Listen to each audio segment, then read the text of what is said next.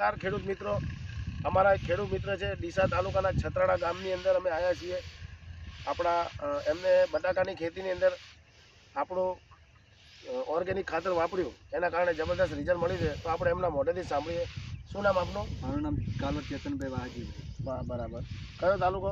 તાલુકો ડીસા. ગામ કયું છે? ચતરાલા. છત્રાલા.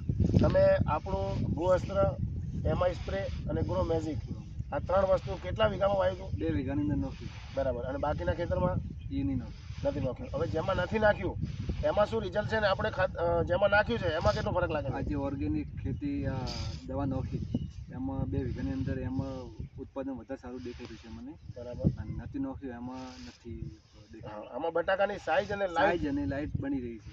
કહેવાનો મતલબ જબરદસ્ત, લાઇટ પણ જોરદાર છે, તમે જોઈ રહ્યા છો, અને એની સાઈઝ પણ જબરદસ્ત છે. જે ખેતરમાં નહોતું નાખ્યું એના કરતાં આની અંદર જબરદસ્ત ઉત્પાદન મળ્યું છે.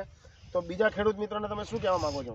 બીજા ખેડૂત મિત્રને મારે કે નાખ્યું હતું અને મારે સાઈઝ દેખી હતી ખેડૂત મિત્રે, તો કે અમારે કે નાની સાઈઝ છે તમારે કે કેમ મોટી હતી? બરાબર. તો કીધું મેં કંપનીની ઓર્ગેનિક દવા આપી હતી એ દવા મેં નાખી, મારે પહેલી વાર નાખી, લાઇટની સાઈઝ અને ઉત્પાદન સારું મળે છે. એટલે બીજા ખેડૂત મિત્રો પણ કહે છે કે ખેડૂત મિત્રોએ કીધું છે કે મને ખેડૂત મિત્રોને કે આવતી સાલ કે વાત.